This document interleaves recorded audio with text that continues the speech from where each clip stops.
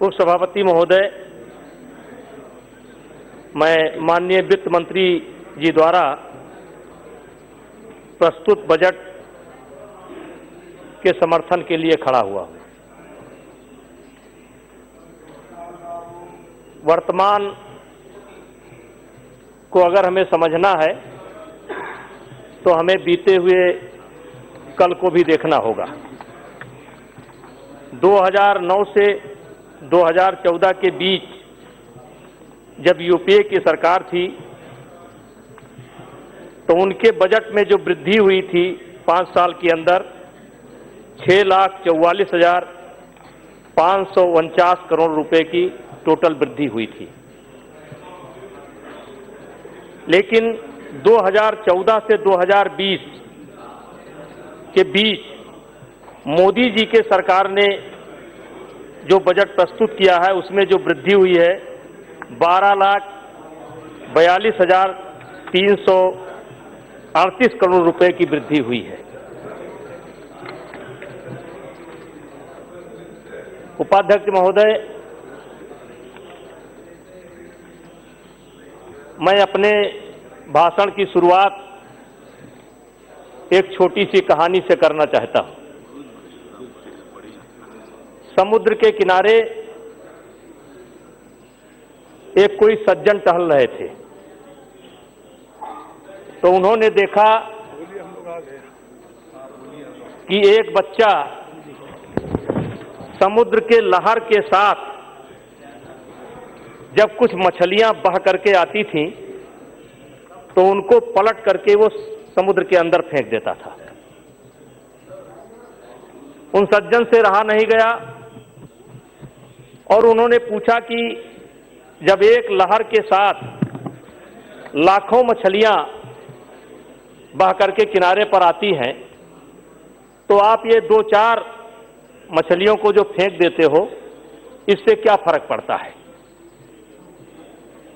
तो उस बच्चे ने ये उत्तर दिया कि ना आपको फर्क पड़ता है ना मुझे फर्क पड़ता है, लेकिन जिन मछलियों को मेरे कारण दोबारा जीवन मिल जाता है उन्हें फर्क जरूर पड़ता है।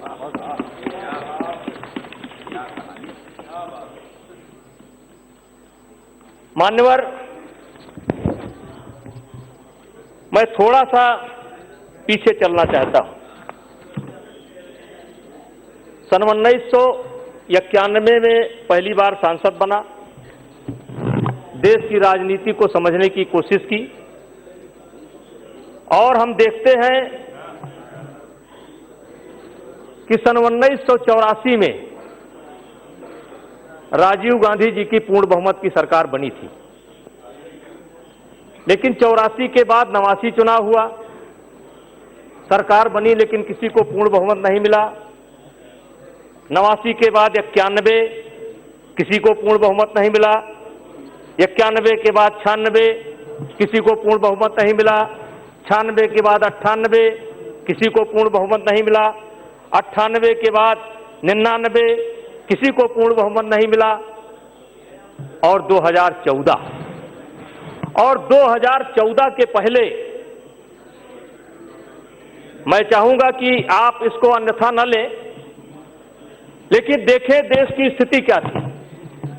कुछ बुद्धिजीवी लोग कहते थे कि संविधान में कहीं न कहीं कोई दिक्कत है और कुछ लोग ये कहना शुरू कर दिए थे कि शायद अब इस देश के अंदर किसी पार्टी की पूर्ण बहुमत की सरकार नहीं बनेगी। चिंता होने लगी थी, निराश हो गए थे लोग, राजनीति से निराश थे, राजनीतिक दलों से निराश थे और इसीलिए किसी को पूर्ण बहुमत नहीं मिली।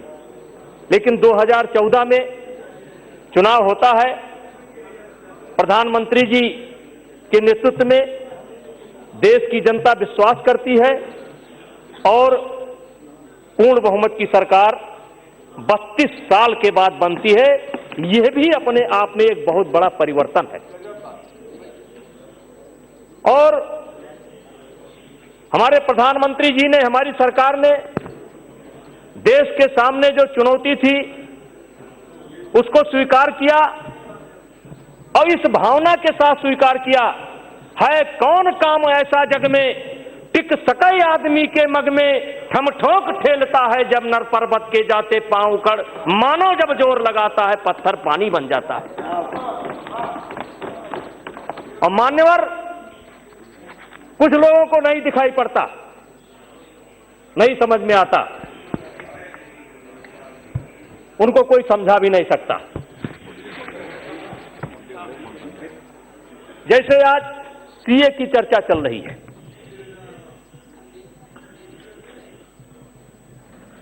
सब कुछ जानते हुए समझ में नहीं आता, क्योंकि किसी ने कहा है कि कोई व्यक्ति सो रहा हो, अगर वो वास्तव में सो रहा हो तो उसको एक आवाज मारिए वो जाग जाएगा, लेकिन वो जानबूझ करके सो रहा हो तो आप चाहे जितनी आवाज मारिए वो नहीं जागेगा। और यही हाल आज हमारे इन मित्रों का हो गया है। ये जानबूझ करके, सब जानते हुए जानबूझ करके सोने का काम कर रहे हैं। और इसलिए मैंने कहा कि इनको नहीं फर्क पड़ता, साहब ना फर्क पड़े, लेकिन आयुष्मान योजना के कारण 10 करोड़ परिवारों की जिंदगी में फर्क आया है। इस बात को आप मान लीजिए, आपको फर्क पड़े या ना पड़े। किसान सम्मान निधि, किसान सम्मान निधि 12 करोड़ परिवारों को फर्क पड़ा है। और एक बात मैं इसमें और छोटा सा जोड़ना चाहता हूं, ये मात्र सवाल 6,000 रुपए का नहीं है। मैं गांव से आता हूं, मैं देखता हूं, पहले जो छोटे किसान हैं जिनके पास 1 बीघा खेत है या और छोटा खेत है, कुछ नहीं पैदा होता था, जिनको जमीन की जरूरत थी, शहर के किनारे बड़े लोग पहुंचते थे, समझाते थे भाई इसमें तो कुछ होता नहीं है, मुझको दे दो। 2 लाख की जमीन है 4 लाख रेट लगा दिए, 4 लाख की जमीन है 8 लाख रेट लगा दिए। अब वो गरीब आदमी सोचता है कि इसमें पैदा तो कुछ होता नहीं है, तो मैं क्या करूं इस जमीन को रख करके। मैं प्रधानमंत्री जी को धन्यवाद देना चाहता हूं कि इस योजना के कारण गरीब की जमीन बिकना बंद हो गया, क्योंकि गरीब ये जान गया कि ये जमीन रहेगी तभी हमें इस योजना का लाभ मिलेगा। इसलिए बड़े लोग तो अपनी जमीन बेचने के लिए तैयार हैं, लेकिन गरीब आदमी जमीन बेचने के लिए तैयार आज के तारीख में नहीं है।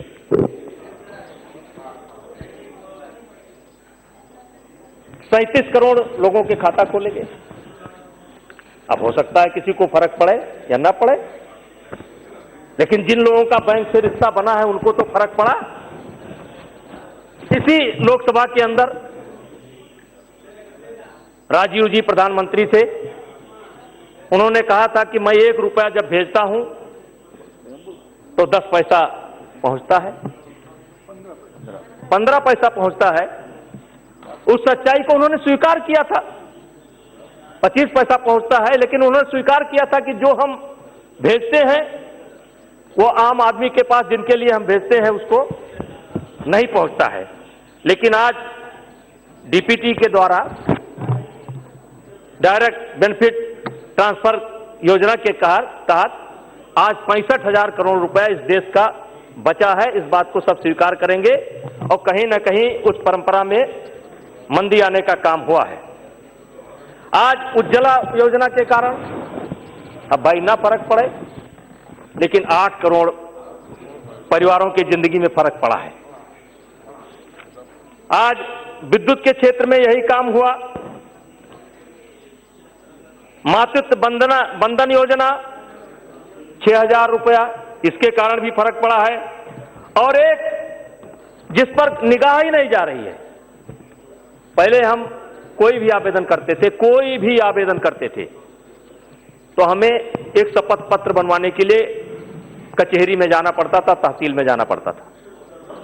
और एक सर्टिफिकेट बनवाने का मतलब 500 या 1000 और कम से कम 2-4 घंटे बेकार, 2-4 दिन। तो आज कल्पना किया जाए कि इस देश के अंदर एक दिन में कितने शपथ पत्र बनते थे, एक झटके में उसकी आवश्यकता को इस सरकार ने समाप्त कर दिया। इसी प्रकार से अगर हम अब जैसे 370 अब 35 से, अब भाई किसी को फर्क पड़े या ना पड़े, लेकिन 89 में मार मार करके रातों रात जिनको भागना पड़ा था जम्मू कश्मीर से, उनको तो फर्क पड़ा। 42,000 नौजवान जिसकी रक्षा के लिए शहीद हो गए, उनको तो फर्क पड़ा। इसी तरीके से राम जन्मभूमि का प्रकरण इतने दिनों से लंबित था। हमारे विरोधी पूछते थे कि बीजेपी के लोग नारा लगाते हैं कि राम लला हम आएंगे, मंदिर वहीं बनाएंगे, तारीख नहीं बताएंगे। अब भाई हो सकता है किसी को फर्क पड़ा हो या ना पड़ा हो, लेकिन जो लोग कई सौ वर्ष से उम्मीद लगा करके बैठे थे, हाँ आपको भी फर्क पड़ा है आपको भी फर्क पड़ा है, आज उनको फर्क पड़ा है। 3 तलाक, कुछ लोग नाराज हो जाएंगे। 84 में ही राजीव जी की पूर्ण बहुमत की सरकार थी। ये हमारे कानून मंत्री जी बैठे हैं, साहबानों को न्याय मिला था, एक महिला को न्याय मिला था। हमारे ही जिस लोकसभा क्षेत्र से आज हम सांसद हैं, आरिफ मोहम्मद खान, जो आज गवर्नर हैं, कांग्रेस के अच्छे नेताओं में थे, राजीव जी के बड़े करीबी थे या कांग्रेस परिवार के बहुत करीबी थे, लेकिन एक बार सच्चाई उनके जुबान पर आ गई तो उनको कांग्रेस से बाहर का रास्ता देखना पड़ा। आज ऐसी महिलाओं को भी हम लोगों ने न्याय देने का काम किया है। और बात तुष्टीकरण की है, हाँ ठीक, आज हमारे राहुल जी, एक टेप चल रहा था Rafale Rafale Rafale, supreme court ने उस पर थोड़ा सा हमको लगाता है बैन कर दिया, बंद कर दिया। वो टेप जो है बंद हो गया। अब एक टेप चल रहा है उनका, बेरोजगारी बेरोजगारी बेरोजगारी। मैं बड़े मन से, खुले मन से पूछना चाहता हूं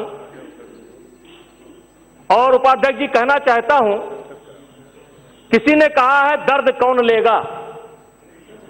ये एक दिन की समस्या नहीं है, हम भी मानते हैं बेरोजगारी एक समस्या है, लेकिन दर्द कौन लेगा ये बताया जाए। लोग सब चले गए, बाजार उठाया जाए, अकेले मेरा गुनाह नहीं है साहब, अंधेरा बोला, अदालत में रोशनी को भी बुलाया जाए।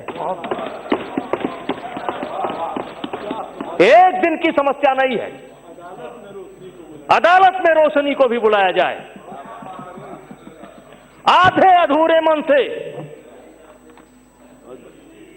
कोई लड़ाई नहीं जीत सकता है। और हमारे सामने जो विपक्ष बैठा हुआ है, उसके सामने एक यही दिक्कत है कि आधे अधूरे मन से हर काम को करने की कोशिश करता है, और हर काम को करने की कोशिश किया और इसीलिए समस्याओं का एक अंबार लग गया। और हमारे प्रधानमंत्री जी ने आश्वासन दिया है कि इस समस्या का समाधान भी हम ही करेंगे। और मुझे विश्वास है और भारतीय जनता पार्टी को विश्वास है कि ये टेप भी हम आपका जल्द बंद करेंगे। ये टेप भी ज्यादा दिन तक चलने वाला नहीं है, लेकिन ये समस्या हमारी देन नहीं है।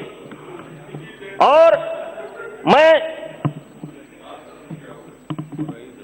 5 साल में तो साहब बहुत कुछ हो गया, आपकी देन है साहब आपकी देन है। और इसलिए मैं